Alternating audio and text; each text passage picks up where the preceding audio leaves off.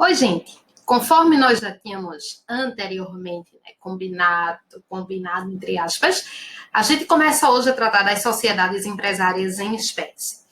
Lembrando que a gente sempre está e a gente sempre vai precisar se utilizar daquela fila das responsabilidades, lembra?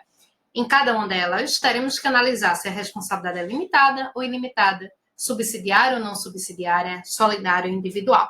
Vamos começar por aquelas que não têm personalidade. E por ocorrerem muito no nosso dia a dia, aparecem muito em prova. Por isso, vamos começar por elas duas. São as chamadas sociedades despersonificadas. Deixa eu colocar aqui para a gente achar onde a gente vai. Passando aqui. Vamos lá. Primeira sociedade que vamos tratar é a sociedade em comum, artigos 986, 990. Em todas elas, a gente vai fazer aqui o mesmo esquema: peculiaridade, responsabilidade e nome empresarial.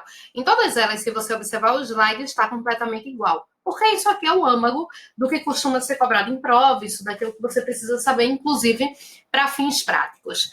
Essa sociedade em comum, esse é um tipo societário bastante comum em nosso país, por quê? Porque simplesmente é aquele onde os sócios dizem: eu não vou registrar minha sociedade. E pronto.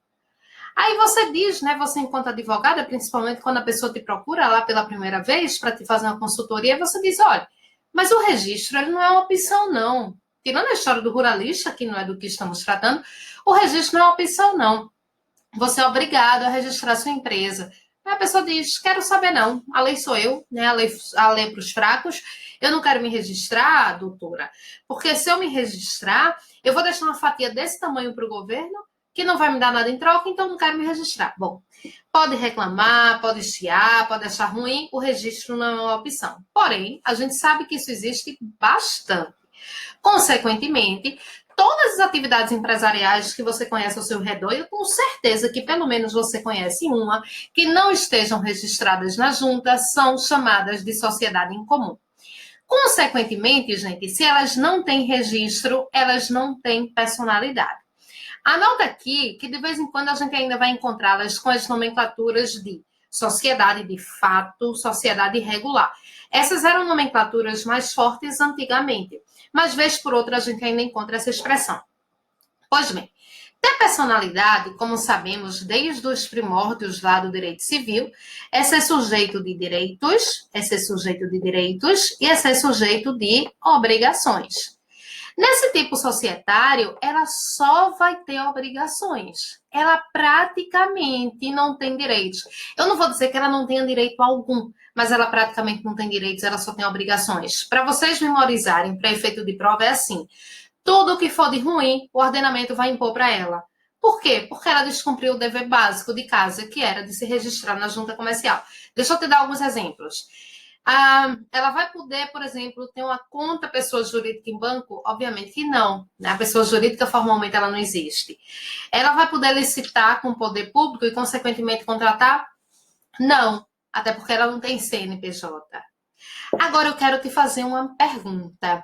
Será que ela vai poder, deixa eu colocar aqui para que você possa raciocinar melhor, será que ela vai poder, gente, falir?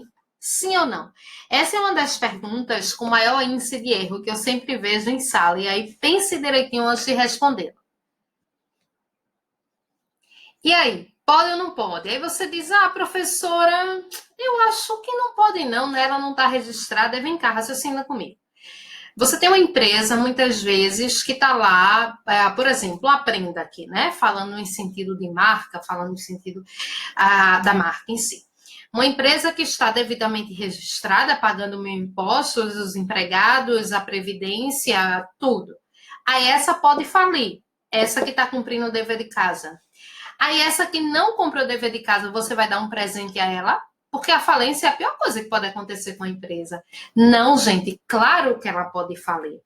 Coloque assim na cabeça para fins de memorização. Tudo que for de ruim, ela pode ter. Ela não pode ter, entre aspas, o que é bom. Por exemplo, ela jamais vai poder pedir recuperação judicial. Por quê? Para que a empresa peça recuperação judicial, ela precisa estar registrada. E registrada há pelo menos 2 anos. Tá, professora. E se ela não é registrada, como é que eu vou, enquanto credor, por exemplo, como é que eu posso pedir a falência dela?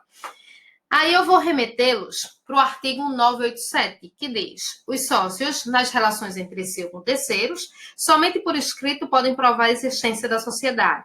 Mas os terceiros podem comprovar a existência delas de qualquer modo. Deixa eu colocar aqui, através de um desenho que eu acho que ajuda para vocês. Deixa eu apagar o que estava aqui. Então, eu tenho uma sociedade em comum, formada entre os sócios A, B e C, e aqui eu tenho um determinado credor. O que esse artigo está querendo dizer? Para o credor cobrar algo contra a sociedade, ele pode comprovar e cobrar algo por qualquer meio de prova em direito permitido, tá? Qualquer meio de prova em direito permitido. Por outro lado, para os sócios cobrarem algo entre si, ou para os sócios cobrarem algo perante o credor, só se tiverem prova escrita. Então, aproveita essa setinha e escreve aqui: qualquer meio em direito admitido, e dos sócios entre si e dos sócios perante credores, só através de prova escrita. Gente, essa é a intenção da legislação, é dificultar a vida dela no máximo possível. E deixa eu te mostrar uma outra coisa.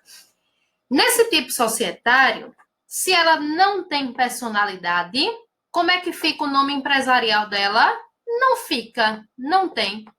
A sociedade que não tem personalidade, ela não tem nome empresarial.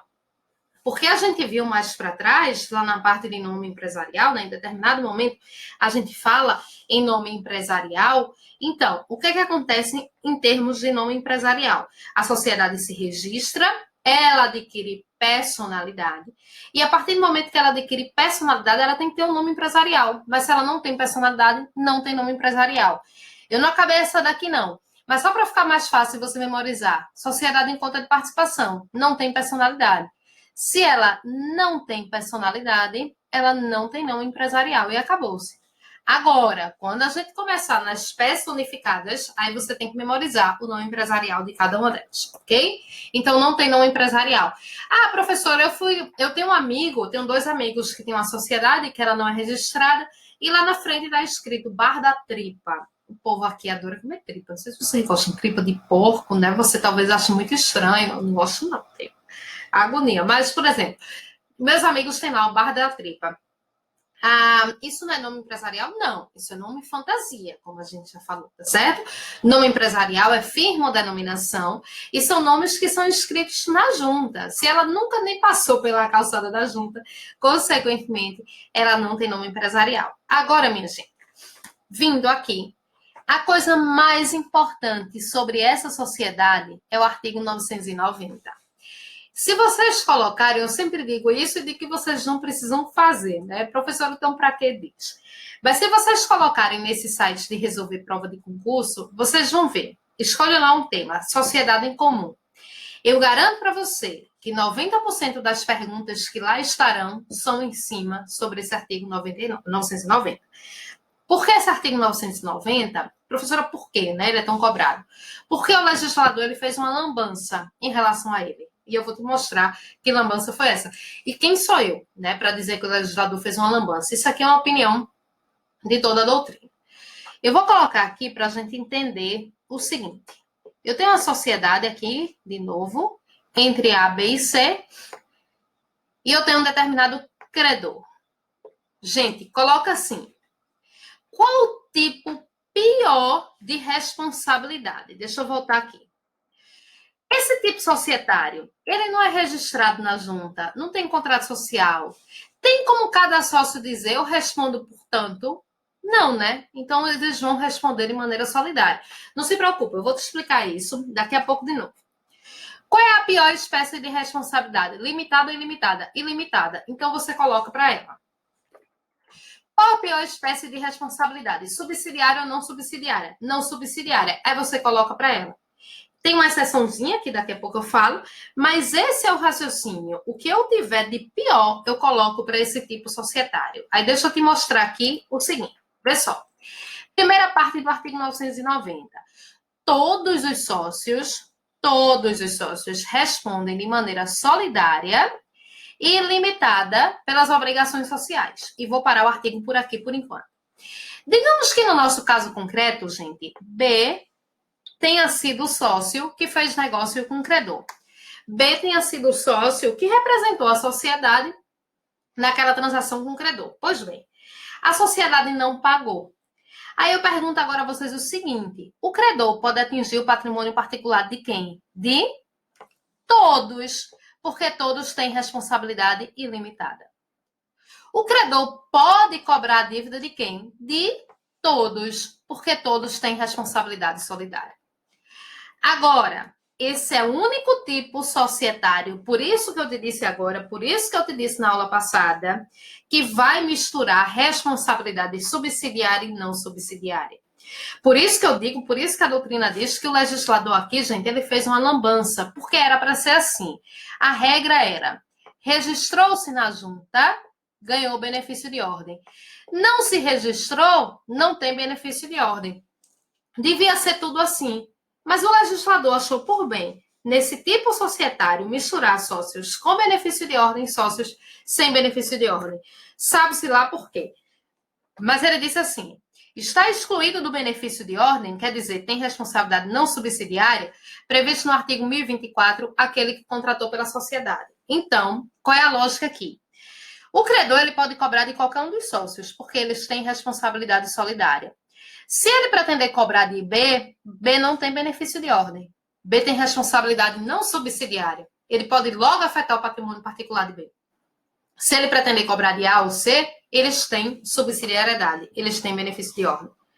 Professores, se todos os sócios tiverem participado do contrato, ninguém tem benefício de ordem. Pronto, gente. Então, esse é o único tipo societário onde há essa mistura. Vou dizer de novo para ver se ficou algum tipo de dúvida. Nesse tipo societário, o credor pode afetar o patrimônio particular de todos, porque afetar o patrimônio particular significa responsabilidade ilimitada. O credor pode cobrar a dívida de quem? De todos, porque eles são solidariamente responsáveis. A diferença é, quem fechou o contrato tem uma responsabilidade mais pesada, porque foi ele quem definiu os termos, a forma de pagamento, o prazo, por isso que ele não tem benefício de ordem. Isso dá um maior problema na hora da execução de um caso prático. Isso é confuso para o advogado, isso é confuso muitas vezes para quem está fazendo prova. Eu sempre faço assim, nas minhas provas da faculdade, eu escolho pelo menos uma das provas do semestre para que os alunos façam prova com código, porque, afinal de contas, esse é o manuseio que você terá na sua vida inteira como advogado. E aí eu explico esse artigo 990, a prova é com código e mesmo assim tem gente que tem dificuldade. Mas, gente, não precisa ter dificuldade, é só entender isso. Ilimitação de responsabilidade para todos, solidariedade para todos. Quem contratou tem mais responsabilidade e, consequentemente, não tem benefício de ordem. Ok? Pronto. Se vocês olharem, deixa eu pegar aqui o meu código. Se vocês olharem, dos artigos 986, 990, nós falamos de basicamente todos, né? Às vezes a gente nem cita o número de artigo, mas a gente fala deles todos. E aí, gente, eu vou te dizendo o seguinte, para que você faça um estudo bem legal do direito societário, sempre que a gente for acabando, sempre que vocês acabarem uma aula, né, assistirem a um bloco, parem, estudem aquele assunto e leiam todos os artigos, que aí vocês chegam com um estudo bem legal sobre o direito societário. Vou para outra sociedade não personificada, que é a sociedade em conta de participação. Previsto nos artigos 991 e 996. Cuidado para não achar que é em cota de participação. É conta mesmo. Bom, vamos lá.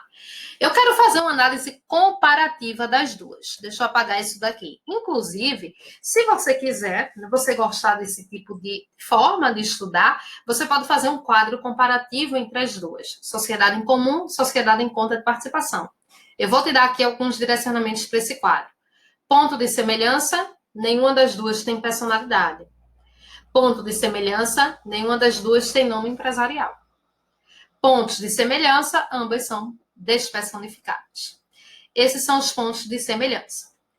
Mas aí a gente começa a listar as diferenças. Primeira diferença que você pode aí anotar. Na sociedade em comum, ela não tem personalidade por opção dos sócios. Simplesmente por opção. Porque eles bateram no peito e disseram, não estou nem aí, a lei sou eu vou pagar para ver. E, gente, isso daqui ninguém vai revelar, né, numa pesquisa estatística, mas talvez se houvesse como ser feita uma pesquisa estatística, talvez esse seja, eu me arrisco a dizer, que esse é o tipo empresarial mais comum aqui no Brasil, né? Todo mundo que exerce o comércio informal ao teu redor. Então, essa daqui é uma opção, não ter personalidade. Essa daqui, ela não tem personalidade. Mas ela não tem personalidade porque a lei proíbe que ela tenha personalidade. Então, vocês podem listar essa primeira diferença. Na sociedade em comum, é uma opção dos sócios não ter personalidade. Eles querem pagar para ver. Aqui, gente, a lei proíbe que ela tenha personalidade. Ô, professora, por que a lei proíbe? Vejam, cada autor vai trazer uma tese para isso, sabe, gente? Mas ninguém chega muito a um consenso do porquê disso. O que alguns dizem que é porque ela tem um condão de ser uma sociedade secreta, como a gente vai ver. Outros vão dizer que propriamente isso não era nem para ser um tipo societário, era para ser só um contrato de investimento. Há muitas teses e nenhuma certeza. Mas o que é importante sabermos, principalmente para efeitos de prova de concurso, é que ela é proibida de ter personalidade. Vejam o artigo 993. O contrato social produz efeitos somente entre os sócios e eventual inscrição de seu instrumento em qualquer registro não confere personalidade jurídica. Ela está proibida de ter personalidade, tá? Então, essa é a principal diferença entre elas. Na incomum, não há personalidade por opção, nessa daqui, porque a lei proíbe. Se você quer, a gente vai te mostrar o porquê dessa coisa dela ser uma sociedade secreta. Se você quiser acrescentar uma outra diferença entre elas, a sociedade em comum é chamada de sociedade irregular, sociedade de fato. A sociedade em conta de participação também pode ser chamada de sociedade secreta. Uma outra diferença.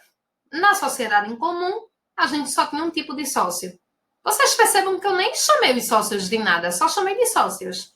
Então, a gente só tinha um tipo de sócio. São os sócios da sociedade em comum, não tem um nome específico para eles. Na sociedade em conta de participação, gente, eu preciso ter duas espécies de sócios, necessariamente.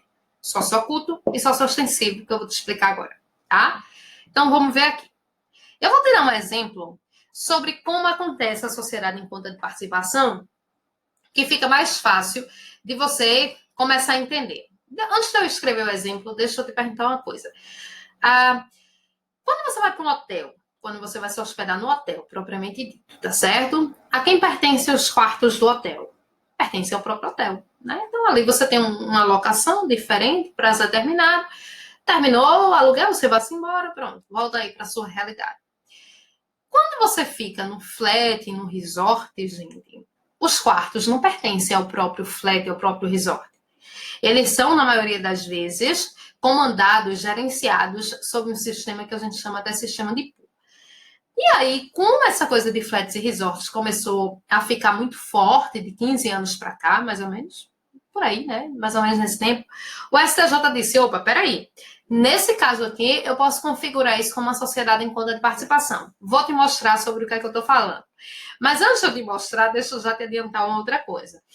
Professoras, muitas vezes eu estou falando disso em sala de aula, aí vem a pergunta agora, professora, e quando eu alugo um apartamento, eu tenho um problema no Airbnb, né? No alugue por temporada. Lembra aquele negócio que teve, aquela tragédia que teve de uma família brasileira que eu acho que foi no Chile, né? Que alugou um apartamento pelo Airbnb, teve um vazamento de gás e aí o pessoal morreu. Foi um negócio triste, né? Até prestei atenção num dia desses, que eu fui fazer uma locação por lá, e eu tô notando que entre os itens eles estão dizendo, né, que tem detector de gás, com certeza por causa disso, que é uma coisa que aqui no Brasil realmente a gente não costuma utilizar, né? A gente não tem calefação, quer dizer, vocês que moram no sul é diferente, utilizando da realidade da gente. E aí, não sei em que pé está esse processo, tá? Não sei se tem efetivamente o processo, enfim, só me chamou a atenção porque agora eles colocam isso lá entre as coisas que tem, né? Tem piscina, tem TV a cabo, tem não sei o que, eles colocam, né? Justamente por causa desse caso. Mas enfim, o que eu quero dizer a vocês? Isso aí não é o caso do Airbnb, isso aí não é o caso do Booking, alugar por temporada, nada. Tá? Esse site, gente, eles exercem aquilo que a gente chama de marketplace, né? Feito não, sei lá, não é para tocar, feito o Aprenda aqui. O Aprenda, ele é a primeira plataforma de ensino no Brasil, marketplace, em que o SES, ele constrói a plataforma. E aí o professor vai lá e deposita o seu curso, e cada professor é responsável pelo seu curso. Hoje em dia o que a Magazine Luiza faz, o que as lojas americanas fazem, todos esses grandes grupos econômicos, tá? Você vai comprar lá um produto da Magazine Luiza, dificilmente o produto ele vem da Magazine Luiza, né? Eventualmente ele vem, mas dificilmente ele vem dos parceiros, das pessoas que utilizam aquela plataforma como um marketplace. Então não é isso, certo? Airbnb, aluguel por temporada. Professora, e como é que se dá isso? Isso aí é uma outra esfera, isso aí envolve muito mais o direito do consumidor, a gente não tem ainda previsão relativa a isso para o direito empresarial, tá? Mas deixa eu te mostrar aqui, agora sim, voltar para essa coisa de sociedade em conta de participação. Digamos que você que está me assistindo, seu nome seja Maria, certo? Seu nome é Maria. Aí, Maria, depois que passar no seu concurso, depois que ficar muito satisfeita da vida, né, comemorar, for nomeada, ela vem, gente, passar as férias aqui num resort em Porto de Galinha. No resort, no flat, já ouviram falar, né? Porto de Galinha, eu vou dizer a vocês, tem a parte de Muro Alto, que é a parte bem chique de Porto de Galinha. Digamos, resort Muro Alto. Eu vou colocar até esse nome, porque esse nome não existe. Tem um resort Muro Alto, certo? Bom, quem é que pode ser dono de um quarto desse resort? Qualquer pessoa, tá? Qualquer pessoa que tenha dinheiro para comprar pode ir lá e fazer disso uma forma de investimento. Vamos dizer, pode ser Pedro, Maurício, Amaro, quem você imaginar. Vamos dizer que João tem um quarto aqui nesse resort, tá? Vejam só. Vamos dar nome aos bois. Maria é a terceira contratante. Maria é a terceira contratante. O STJ entendeu que nessa relação de resorts e flats, a gente tem tipicamente uma sociedade em conta de participação. Eu vou te explicar, através do exemplo, a definição legal, porque fica muito mais fácil você entender. Vejam só.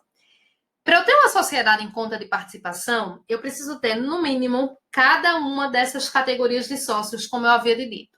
Eu tenho um sócio que aparece perante o terceiro contratante. Esse sócio eu o chamarei de sócio ostensivo. É o que aparece, é o que contrata, é o que negocia. Por outro lado, eu tenho um sócio que fica aqui escondido, que vai ser chamado de sócio oculto. Oculto ou participante. São expressões sinônimas. O código chama atualmente de participante, mas a expressão oculto ainda é muito forte entre nós. Uma professora, João, ele precisa ficar escondidinho lá, às espreitas e tudo mais, ali uma coisa meio sorrateira. Não, gente, não é isso.